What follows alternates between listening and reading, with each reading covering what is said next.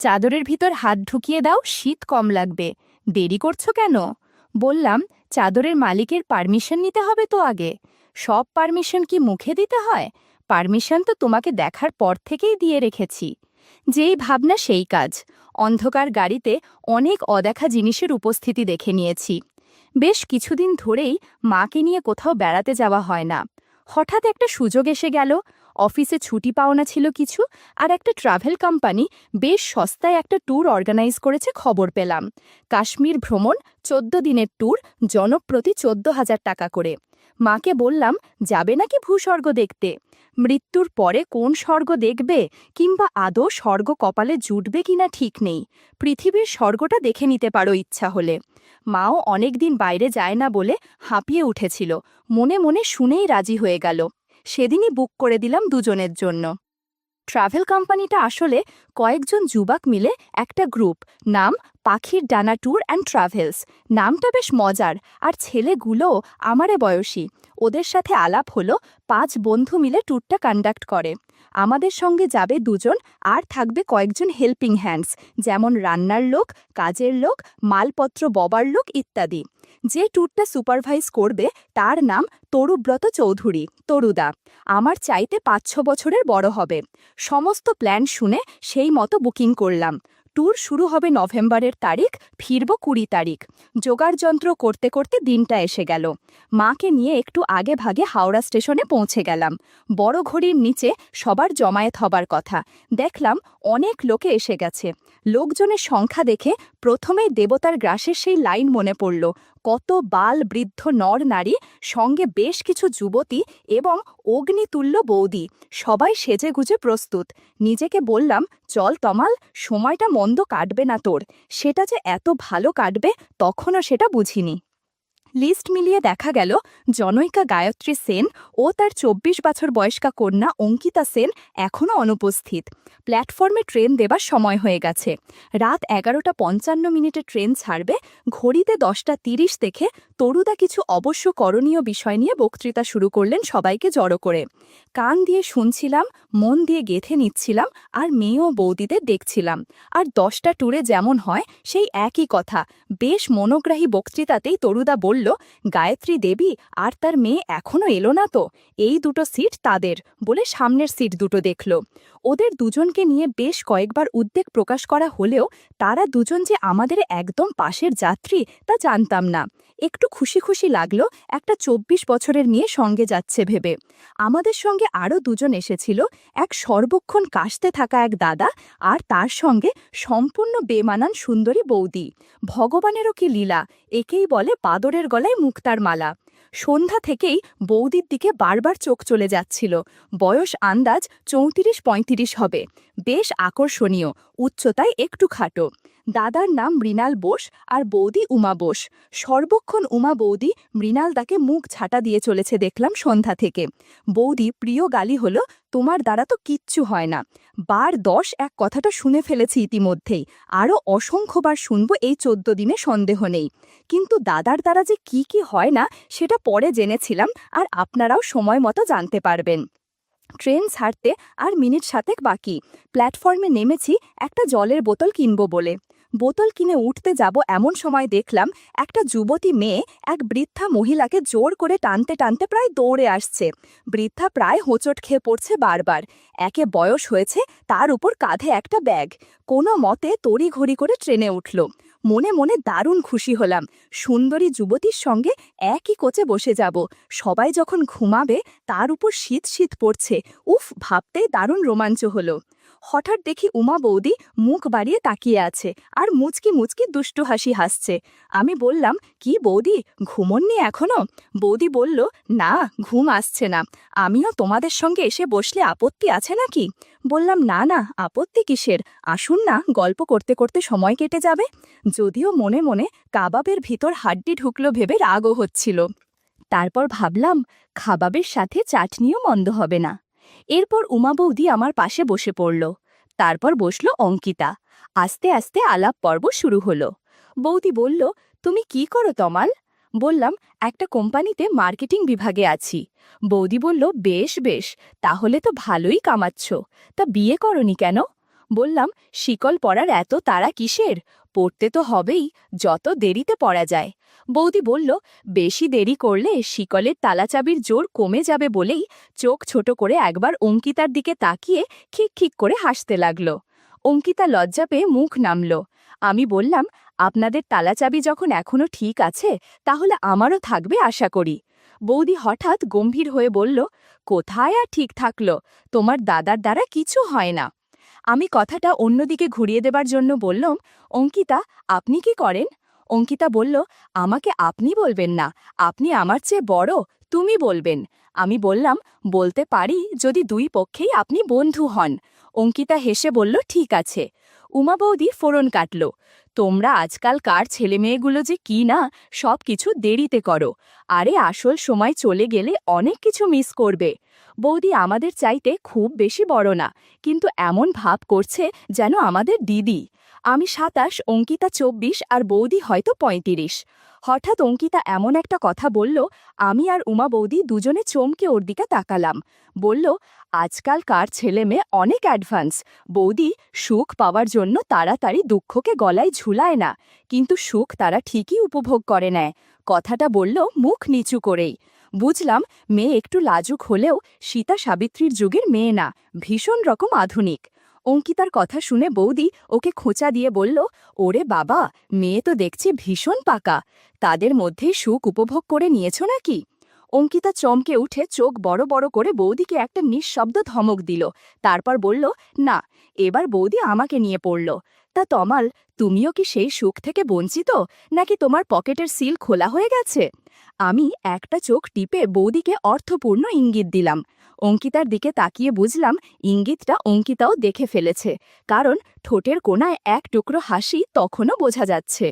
বৌদি হঠাৎ আমার কানের কাছে এসে বলল, আরে বাস, এই বলো না, কজনের সাথে করেছ? অঙ্কিতার সামনে আর অল্প পরিচিত বৌদির মুখে এমন খোলামেলা কথা আমার মতো ছেলেকেও অস্বস্তিতে ফেলে দিল। আমিও তেমনি গলা খাটো করে বললাম, অন্য একদিন বলবো গোপনে। এ কথা শুনে বৌদি নাছোড়বান্দা হয়ে পড়ল, আর একটা চিমটি কেটে বলল, তাই বুঝি, বেশ, শোনার অপেক্ষায় রইলাম। আমি আপাতত নিজেকে বাঁচিয়ে চলার চেষ্টা করছি, কিন্তু বৌদি সে সুযোগে দিচ্ছে না, আরও যেন জেদ ধরছে আমার সাথে। অঙ্কিতা কিছুটা দূরত্ব বজায় রেখে বসেছে, আর চোখে আমাদের অনুচিত নিকটতা দেখছে।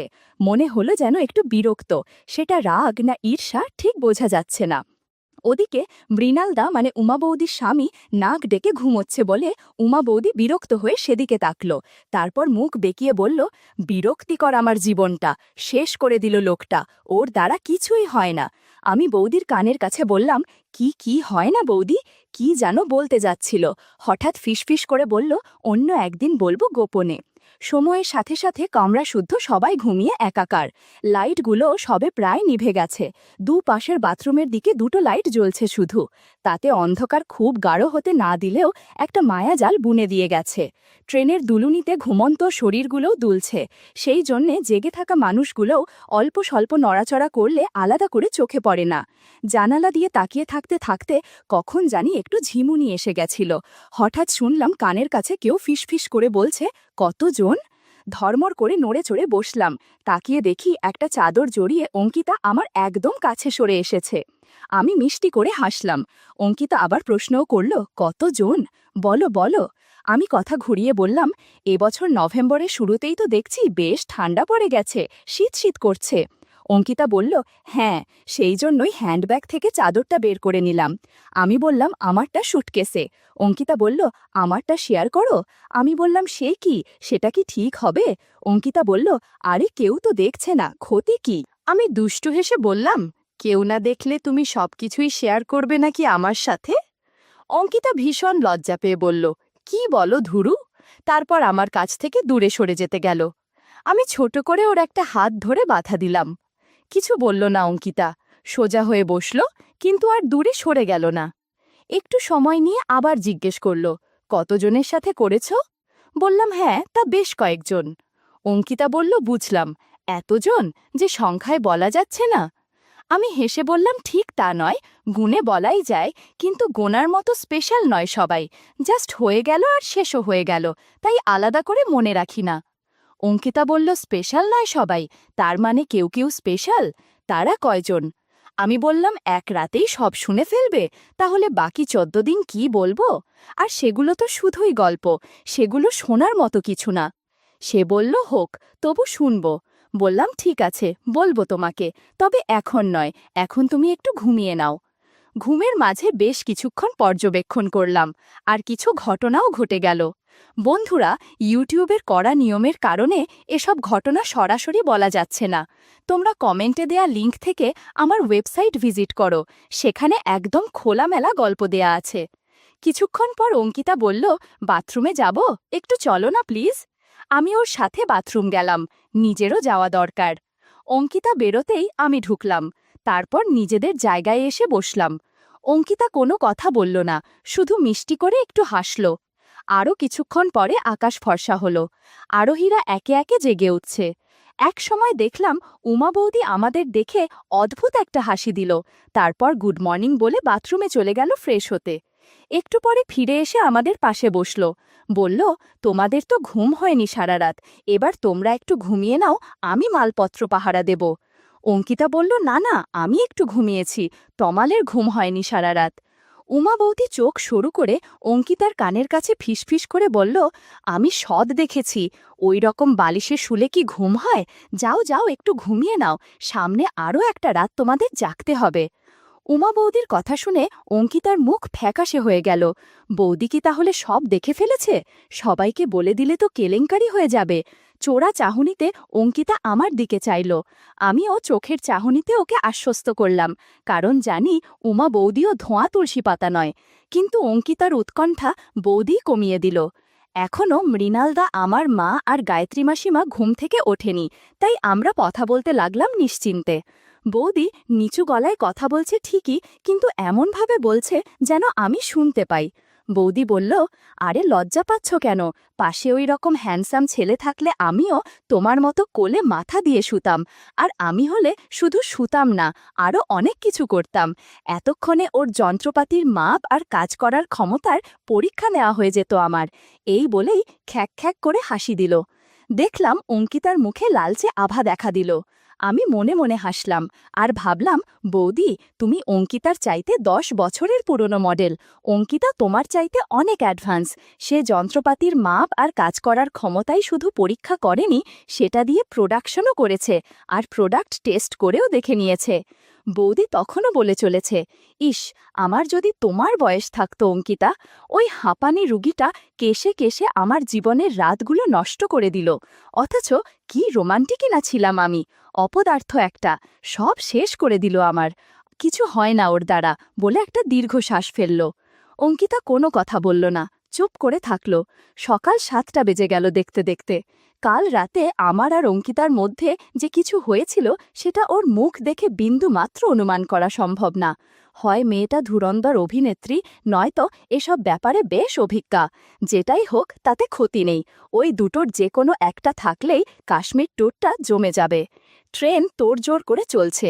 দীর্ঘ জার্নি করে ট্রেন থেকে নেমে পড়লাম সবাই। এরপর একটা গাড়ি বুক করা হলো। একঘেয়ে ছুটে চলাতে সবাই ক্লান্ত হয়ে পড়ছে দেখলাম। বেশিরভাগ লোকই ধুলছে, কারণ অন্ধকার নেমে আসছে। জানালা দিয়ে ভালো করে কিছু দেখা যাচ্ছে না। এমন সময় উমা বৌদি এসে আমার পাশে বসে পড়ল। বলল, বেশ ঠান্ডা লাগছে রে ভাই। আমি বললাম, আসুন বৌদি। বৌদি বলল, কি সঙ্গিনী হারিয়ে বিরহ কাতর নাকি? আমি বললাম, সঙ্গিনী কোথায় হারলাম, এই তো একজন পাশেই আছে। বৌদি বলল, হ্যাঁ, এখন তেল মারা হচ্ছে। আমি বললাম, সত্যি মেয়ে যাত্রায় খুব হিংসুটে। বললাম, মৃণালদা কি ঘুমে নাকি? বৌদি বলল, হ্যাঁ, চাদর মুড়ি দিয়ে ঢুলছে। বলে হাতে হাত রাখল। বলল, এতক্ষণে মনে হচ্ছে কাশ্মীর এসেছি, তাই না? হাত দুটো জমে যাচ্ছে। আমি বললাম, তা কর্তাকে জড়িয়ে ধরে থাকলেই তো পারতেন, ঠান্ডা লাগত না। বৌদি মুখ বেঁকিয়ে বলল, গায়ে রক্ত থাকলে তো গরম হবে, ওই শুটকো কাঠ জড়িয়ে বসে থাকলে ঠান্ডায় জমে মরেই যাব, তাই তো তোমার কাছে এলাম। আমি বললাম, ভালোই করেছেন, আমারও খুব শীত করছে, পাশে এমন নরম চাদর থাকলে ঠান্ডা লাগবে না। উমা বৌদি বলল, তাহলে চাদরের ভিতর হাত ঢুকিয়ে দাও, শীত কম লাগবে, দেরি করছো কেন? বললাম, চাদরের মালিকের পারমিশন দিতে হবে তো আগে। বৌদি বলল, সব পারমিশন কি মুখে দিতে হয়? পারমিশন তো তোমাকে দেখার পর থেকেই দিয়ে রেখেছি। যেই ভাবনা সেই কাজ। অন্ধকার গাড়িতে অনেক অদেখা জিনিসের উপস্থিতি দেখে নিয়েছি।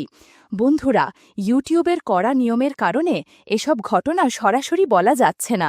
তোমরা কমেন্টে দেয়া লিঙ্কস থেকে আমার ওয়েবসাইট ভিজিট করো, সেখানে একদম খোলামেলা গল্প দেয়া আছে। সেখানে প্রতিদিন একদম খোলামেলা গল্প আপলোড করা হয়। আধা ঘন্টা পর বৌদি আমার কাঁধে মাথা রেখে বসে রইল। অনেকক্ষণ পরে বলল, তোমাকে ধন্যবাদ দিয়ে ছোট করব না তমাল, এখন সিটে যাই কেমন? আমি বললাম, হ্যাঁ যাও। এক অন্যরকম স্বর্গ থেকে সদ্য ঘুরে আসা দুজন নর নারীকে বুকে নিয়ে অন্ধকারের বুক ছিঁড়ে গাড়ি শ্রীনগরের দিকে ছুটে চলল। রাত 11:30 নাগাদ আমরা শ্রীনগর পৌঁছলাম। ডাল লেকের পাড়েই একটা হোটেলে আমাদের থাকার ব্যবস্থা হয়েছে। বেশ বড় হোটেল। আমরা সবাই গাড়ি থেকে নামলাম। সত্যজিৎ রায়ের সোনার কেল্লা সিনেমার লালমোহনবাবুর উটের পিঠে ভ্রমণের পর যে অবস্থা হয়েছিল, আমাদের বেশিরভাগ মানুষেরই সেই অবস্থা। সবাই বিভিন্ন হাস্যকর ভঙ্গিতে কসরত করে হাত পায়ের জট ছাড়িয়ে নিচ্ছে। গাড়ি থেকে নামার আগে উমা বৌদি আমার পাশে এসে চুপি চুপি বলল, আজকের ঘটনা অঙ্কিতাকে এখনই বলার দরকার নেই। অল্প বয়সী মেয়ে জেলাস ফিল করতে পারে। আমি ঘাড় নেড়ে সায় দিলাম। মা আর গায়ত্রী মাসিমাকে একটা জায়গায় দাঁড় করিয়ে দিলাম। তরুদা গেছে হোটেলের সাথে কথা বলে ব্যবস্থা করতে। মালপত্র সব জড়ো করা হয়েছে। হোটেলের লোকেরই ঘরে পৌঁছে দেবে। আমাদের দুশ্চিন্তার কিছু নেই। আমি অলসভাবে হটতে হটতে বাইরে এলাম। সামনেই ডাল লেক। অনেক নাম শুনেছি। অসংখ্য সিনেমায় ডাল লেকে শিকারা চড়তে দেখেছি নায়ক নায়িকাকে। আজ চোখের সামনে সেই ডাল লেক। রাতের বেলা তাই ঠিক বুঝতে পারছি না। কেমন একটা বড় খালের মতো লাগছে। সিনেমাতে যেমন দেখেছি সেরকম লাগছে না। আমার কমন সেন্স বলছে এটা আসল ডাল লেক নয়, কিন্তু দেখতে মন্দ লাগছে না। রাত অনেক হয়েছে, তবু আলো ঝলমল করছে চারিদিকে। প্রচণ্ড ঠান্ডা লাগছে এখন। চাদরে কাজ হচ্ছে না। দাঁড়িয়ে থাকা যাবে না বুঝতে পারছি। অঙ্কিতা এসে বলল, এই যে মশাই, কি করছেন ঠান্ডায় একা একা? আমি ওর দিকে ঘর ঘুরিয়ে হাসলাম। বললাম, কি আর দেখব, ভীষণ ঠান্ডা লাগছে আর দাঁড়িয়ে থাকা যাচ্ছে না। আমি বললাম, চলো ফেরা যাক। ট্রেনের মতো এখানেও রুমের ব্যবস্থা পাশাপাশিই হয়েছে। প্রথমে অঙ্কিতাদের রুম, তার পাশে উমা বৌদিদের রুম, তারপর আমাদের রুম। হোটেলের লোক এসে আমাদের যার যার রুমে পৌঁছে দিয়ে গেল। মালপত্র আগেই এসে গেছে। একটু পরে তরুদা এসে বলে গেল, আপনারা ফ্রেশ হয়ে নিন, 1 ঘন্টার ভিতর ডিনার এসে যাবে। তবে আজ বেশি কিছু করতে পারবো না, মাফ করবেন সবাই। তরুদা চলে যেতেই আমরা মালপত্র খুলে গুছিয়ে ফেলতে লাগলাম। শ্রীনগরে আমাদের 4 দিন থাকতে হবে, তাই ব্যাগগুলো আনপ্যাক করতে কোনো অসুবিধা নেই। মা ওয়ার্ড্রবে সবকিছু সাজিয়ে রাখছে। আমি বাথরুমে ঢুকে পড়লাম ফ্রেশ হতে। উমা বৌদির গুড়ের রস লেগে আছে মুখে, আর কোথায় কোথায় যেন সেগুলো ধুয়ে ফেলা দরকার। গিজার চালিয়ে সাবান মেখে স্নান করে নিলাম। সারাদিনের ক্লান্তি উধাও হয়ে গেল এক নিমেষে। ফ্রেশ হয়ে বাইরে বেরিয়ে এলাম। মা বাথরুমে ঢুকলে আমি গেলাম উমা বৌদি আর অঙ্কিতাদের খোঁজ নিতে। সবাই ফ্রেশ হয়ে ডিনারের জন্য অপেক্ষা করছি। খিদেও লেগেছে খুব। দরজায় নক হলো। ডিনার এলো ভেবে দরজা খুলে দেখি অঙ্কিতা। ঘরে ঢুকে আমাকে কোনো কথা না বলে মাকে বলল, মাসিমা, মা আপনাদের খাবার আমাদের রুমে নিয়ে নিয়েছে। আপনারা আমাদের সঙ্গে একসাথে খেলে ভালো হয়। মা বলল, ভালোই তো, চলো যাচ্ছি। অঙ্কিতা আমাকে ইশিরায় বলে গেল, এসো। অঙ্কিতা আমাদের ডিনার সার্ভ করল। আমরা খেতে বসলাম। খাবার শেষে সোসাই ঘুমের জন্য চলে গেল। এদিকে অঙ্কিতা আমাকে ইশাকার বাইরে আসতে বলল। বুঝলাম এই মেয়ে এই শীতে আবারও আইসক্রিম খেতে চাচ্ছে। নিজেকে ভাগ্যবান মনে করে চলে গেলাম বাইরে। বাইরে যেতেই আমাকে একটা ঘরে নিয়ে এলো। সারা কাশ্মীর ঘুমে, অচেতন আমরা দুজন বাদে। কনকনে শীতের মধ্যে দুজনের সাথে অনেক ঘটনা ঘটে গেল সেদিন। ট্রেনের অন্ধকারে ভালোভাবে দেখতে পাইনি, আজ লাইটের আলোয় ভালো করে দেখেছি। বাহ, কি অপরূপ! ঘণ্টাখানেক থাকার পর নিজের রুমে চলে এলাম। এক রাতে 2 বার স্নান করে অনেক ভালো লাগছে। যেই একটু ঘুম এসেছে এমন সময় রুমের নক করার শব্দ বেজে উঠল। একবার, দুইবার, তিনবার। আমি ঘড়ির দিকে তাকিয়ে দেখি রাত 1:30 বাজে। দরজা খুলতেই দেখি উমা বৌদির অস্থিরতা নিয়ে দাঁড়িয়েই আছে। আমি কিছু বলার আগেই বলে ফেলল, তোমার দাদাকে দিয়ে কিছুই হয় না। কথাটা শুনে মনেই হেসে ফেললাম। নিজেকে বললাম, রেডি হ তমাল, আজ তোমার আরও পরিশ্রম করতে হবে, এত সহজে ছুটি নেই। চোখের পলকেই ঝড়ের মতো ঘরে ঢুকল উমা বৌদি। বন্ধুরা, ইউটিউবের গল্পগুলো শুনে মজা না পেলে আমার ওয়েবসাইটে দেয়া গল্পগুলো শুনতে পারো। সেখানে প্রতিদিন খোলামেলা গল্প আপলোড করা হয়। কমেন্টে ওয়েবসাইটের লিংক দেয়া আছে।